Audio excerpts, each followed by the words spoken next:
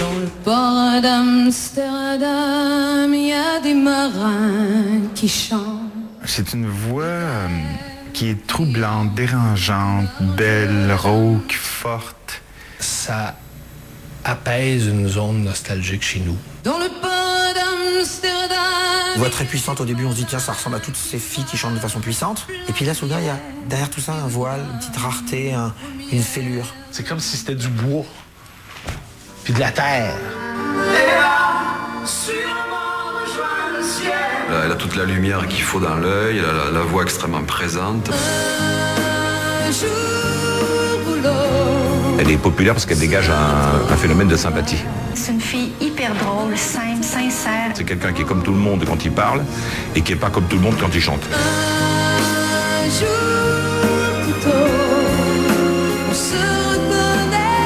Aujourd'hui, à Musicographie, l'histoire d'Isabelle Boulay.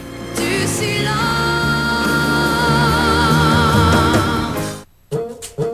Qu'est-ce qui fait courir le monde? Aujourd'hui, 14...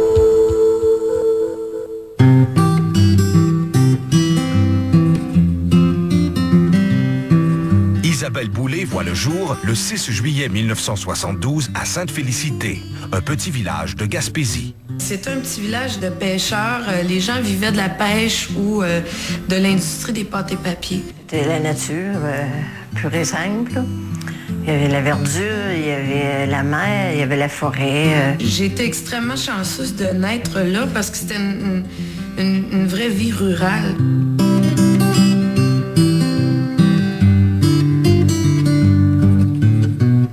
Le matin, quand je me réveillais, en fait, j'entendais les pêcheurs qui descendaient au bord de la mer. Elle était tout petite, elle avait à peu près 4-5 ans. Là. Elle puis son frère, il allait voir les pêcheurs de Bourgault, comment ils faisaient pour ôter le bourgout dans les cailles. Ils faisaient fumer du poisson aussi. Donc, c'est un village de travaillants, de bûcherons. En tout cas, un village avec des gens qui ont du cœur. Puis à chaque fois que j'y retourne, j'ai l'impression qu'ils n'ont pas vieilli, ces gens-là, moi.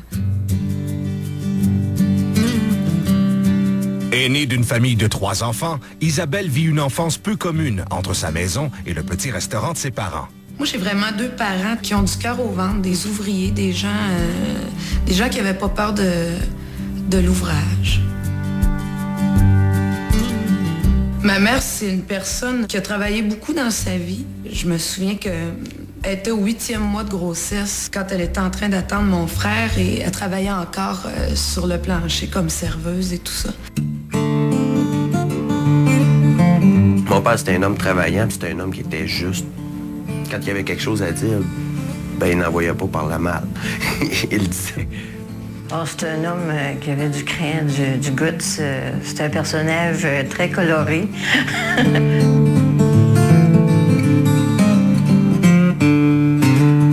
J'ai des très beaux souvenirs de mon père.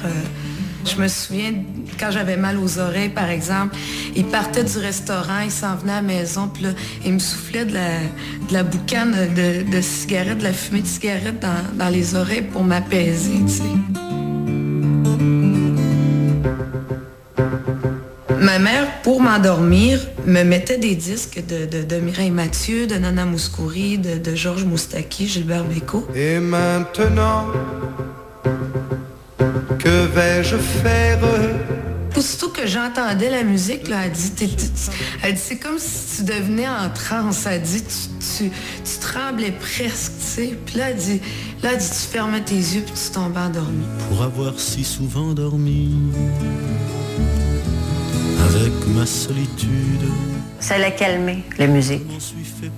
Mais elle aimait ça aussi. Elle a tout le temps aimé la musique, tout le temps. J'ai vraiment grandi dans un univers musical et comme en bas du restaurant de mes parents, il y avait un bar, c'est là que j'ai commencé à côtoyer des musiciens quand j'étais tout petite.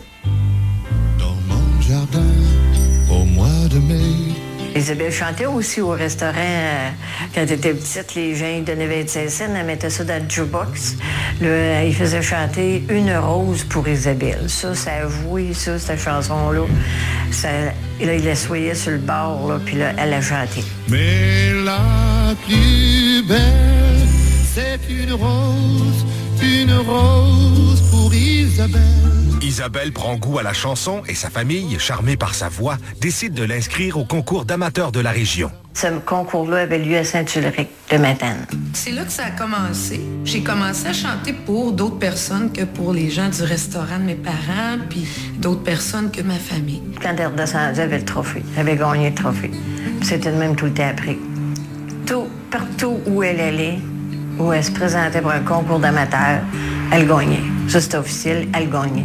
L'enfant prodige de Sainte-Félicité rêve de devenir chanteuse populaire.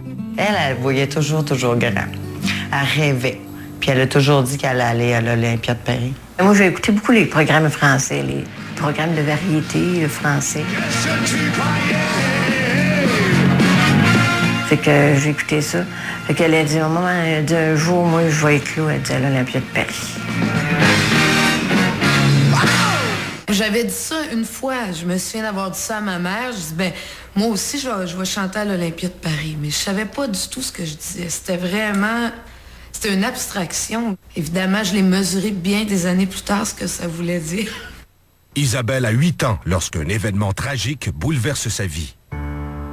C'est la veille de Noël et son père Raymond prend sa voiture pour aller faire des commissions.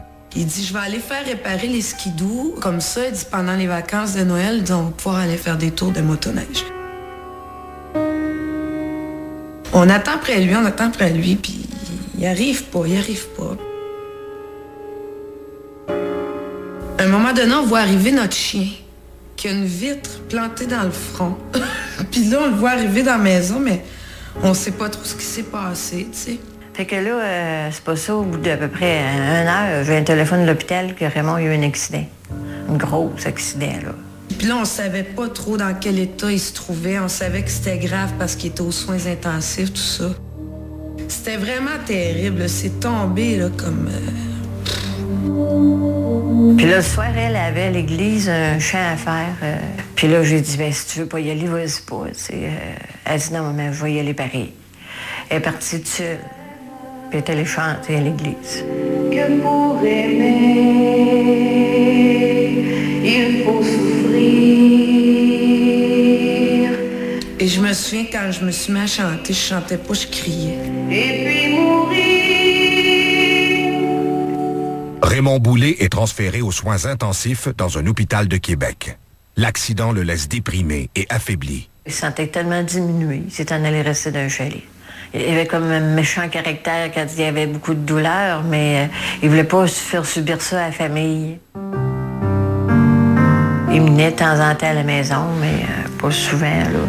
Il pouvait venir 1 fois par mois. Il venait voir les enfants.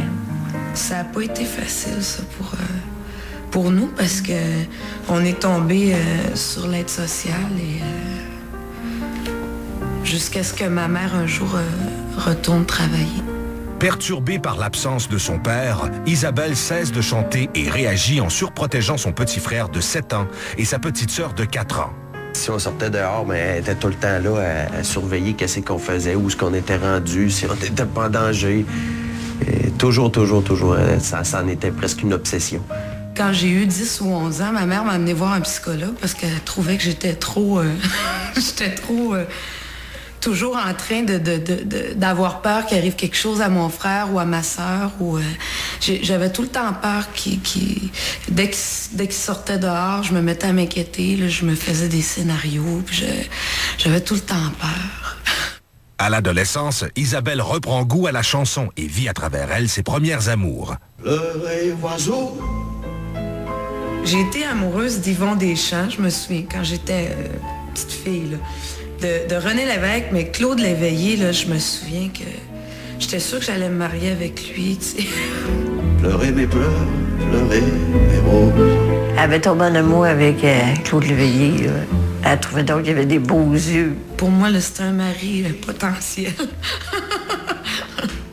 L'amour des mots incite Isabelle à étudier en lettres au cégep de Limoilou.